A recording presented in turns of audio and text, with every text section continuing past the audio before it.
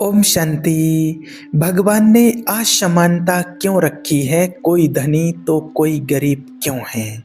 देखिए, जब कोई कोई व्यक्ति जब किसी धनी इंसान को देखता है या किसी बहुत गरीब है जो उनको देखते हैं तो उनके मन में एक प्रश्न आता है। शायद आप लोगों के मन में भी कभी ऐसा आया होगा अपने को लेकर के, या तो स्वयं के ऊपर नहीं तो किसी और को जब बहुत गरीब या बहुत दुखी देखते हैं तो फिर सबके मन में यही प्रश्न आता है कि भगवान ने इनके साथ ऐसा क्यों किया है, ये इतना गरीब क्यों है, ये इतना दुखी क्यों है।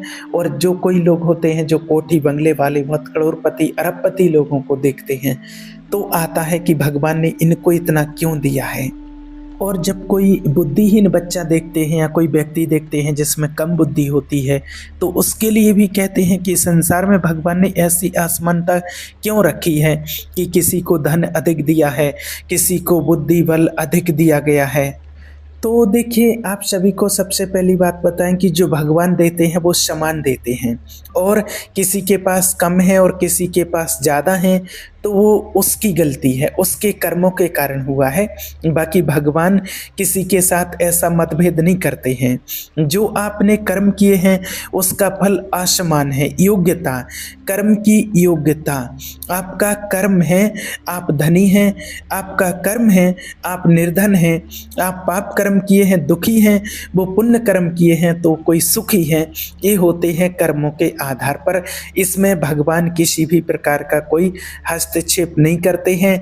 न भगवान किसी को दुख और सुख देते हैं, न किसी को अमीरी और गरीबी देते हैं। आज मान लीजिए, एक पिता के अगर दो बच्चे होते हैं तो पिता कभी ऐसा नहीं करेगा कि एक बच्चा तो बहुत अमीर हो उसको सारी प्रॉपर्टी दे दे और एक बच्चा बिल्कुल गरीब हो जिसको दो वक्त का खाने का भोजन भी ना हो। इतना मतभेद क्या कोई पिता कर सकता है? आप खुद विचार कीजिए। नहीं ना, ऐसा कोई भी पिता नहीं कर सकता।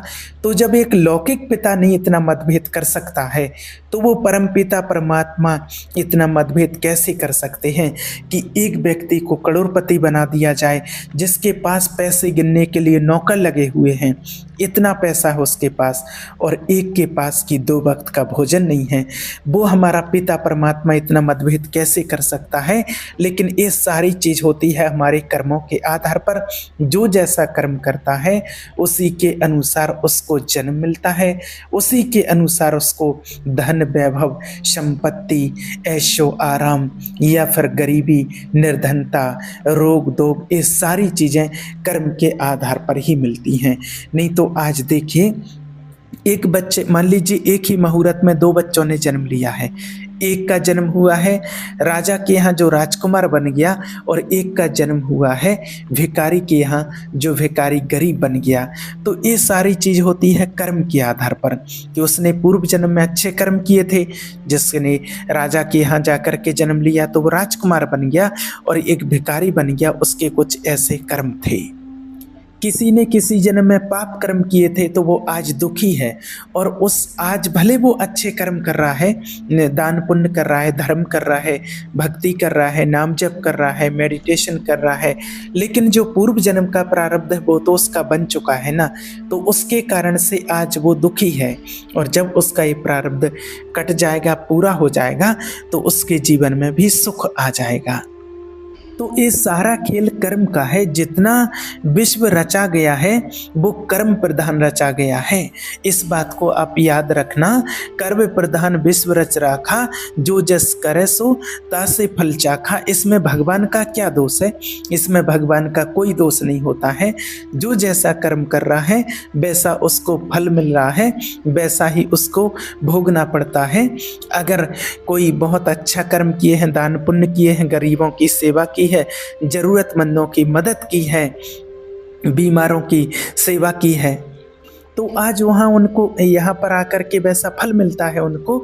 और यहाँ पर आप देखते हैं कि जो कोई बेईमानी करता है, किसी के साथ छल कपट से किसी का धन हड़प लेता है, चोरी किया है, किसी की चोरी की, नाना प्रकार के कुकर्म किए हैं, खाने को नहीं मिल रहा, तो ये उसके कर्म का योग है। जैसे कर्म करोगे वैसा फल देगा, जैसा कर्म करोगे वैसा ही आपको फल मिलता है। तो आज संसार में जो विषमता है वो कर्म के कारण है, क्योंकि सब एक जैसे कर्म थोड़ी कर रहे हैं। आज आप देख रहे हैं सब अलग अलग कर्म कर रहे हैं। ऐसा नहीं है कि सभी पुण्य कर्म कर रहे हैं या सभी पाप कर्म कर रहे हैं, सबके कर्मों का विधान है। आज आप सभी भी इस बात को देखते हैं कि एक वो लोग होते हैं कि जो सुबह का टाइम होता है, ब्रह्म मुहूर्त का टाइम होता है, तो उस पर भगवान ब्रह्म मुहूर्त में उठ करके भगवान का ध्यान करते हैं, मेडिटेशन करते हैं। कोई भक्त आत्माएं होती हैं तो वो मंदिर जाते हैं, पट खोलते हैं, भगवान की सेवा करते हैं, आरती वंदन करते हैं, नाम जप करते हैं। तो ये सेवा भाव होता है, तो एक कर्म है एक। और एक वो लोग होते हैं कि जो ब्रह्म मुहूर्त के टाइम को भी नहीं देखते हैं, गलत काम करते हैं, उल्टे सीधे काम करते हैं। कोई चोरी करता है उसी टाइम पर, कोई और गलत काम करता है, कोई ये देखता है कि किस टाइम मौका मिले उसी टाइम पर भी नहीं चूकते हैं गलत काम करने को। तो ये सिर्फ जो जैसा करेगा उस टाइम पर, ब्रह्म मुहूर्त का कितना अच्छा समय होता है, तो उस टाइम पर जो जैसा करेगा। तो सबके कर्म एक समान नहीं होते हैं। कोई दिन में भी अच्छे कर्म कर रहे हैं, कोई पाप कर्म कर रहे हैं। तो जो जैसा कर्म करेगा तो अलग अलग उनका दंड बनेगा या पुरस्कार बनेगा। पुण्य या पाप, सुख या दुख, ये फल प्राप्त होना है। तो इसलिए इसमें कोई खास चिंतन नहीं करना है कि भगवान ने ऐसा मतभेद क्यों किया है। भगवान कभी ऐसा मतभेद नहीं करते हैं। इस बात को आप नोट करके रख लीजिए। आज भगवान कभी मतभेद नहीं करते हैं। भगवान तो सबको अपने कर्मों का फल देते हैं, और हमें इसमें दुनिया को नहीं देखना है। हमें तो ये देखना है कि भगवान का चिंतन करके, भजन करके, मेडिटेशन करके, परमात्मा को याद करके हमें अच्छा बनना है। हमें अपना जीवन श्रेष्ठ बनाना है। बस इस बात का विशेष करके हमें ध्यान रखना है, ना कि हमें फालतू की बातों में अपना समय नष्ट करना है। और एक बात का विशेष ध्यान रखना है कि अब तक आपसे जो कुछ भी हो चुका है, अब तक जो हो गया है सो हो गया है, लेकिन अब आगे के लिए आज से ही सावधान रहना है। कहते हैं ना कि जब जागे तब सवेरा, यानी कि आज हमें कर्मों के ज्ञान का पता चल गया है, तो हमें आज से ही सावधान होना है। और हमें कोई उल्टे सीधे काम नहीं करना है। हमें पुण्य कर्म करना है, अच्छे कर्म करना है। अब तक जो हुआ सो हो चुका है। अब मैं अच्छे पुण्य कर्म करके भगवान को प्राप्त करूं, ईश्वर को प्राप्त करूं, या अच्छा व्यक्तित्व प्राप्त करूं, या अच्छा धनी बनूं, इसके लिए मुझे अच्छा कर्म करना है। और कर्म करने की हर आत्मा के लिए स्वतंत्रता है, पूरी पूरी स्वतंत्रता होती है। और अभी जो हम अच्छे कर्म करने लग जाएंगे तो हमारा आगे चल के इसी जन्म में भी अच्छा होगा, और आने वाले जन्मों में तो अच्छा होगा ही होगा, लेकिन इसी जन्म में भी आपका अच्छा होगा अगर आप अभी इस टाइम पर अच्छे कर्म करने लगते हैं तो। और ये भी बात है कि अगर आप पाप कर्म करेंगे तो भी दुर्गति होगी। भले आप आज पाप कर्म कर रहे हैं और आज आपके साथ कुछ बुरा नहीं हो रहा है, तो आप ये मत समझिए कि आपको इसका फल नहीं मिला। थोड़ा सा समय लगेगा, लेकिन आपको उसका फल तो जरूर भोगना ही पड़ेगा। तो आज भले कोई सुखमय देखने में आ रहा है, लेकिन अगर गलत कर्म किया है तो कल उसका जीवन जरूर दुखी होगा। ये 100% सत्य है।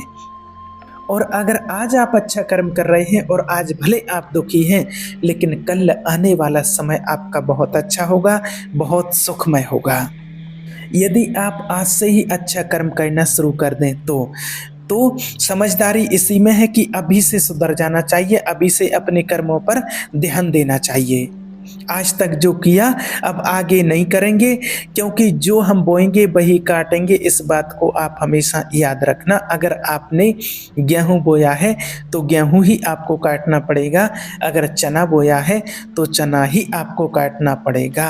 अगर हम आम लगाएंगे तो आम खाएंगे, और बबूल लगाएंगे तो कांटा पाएंगे, याद रखना।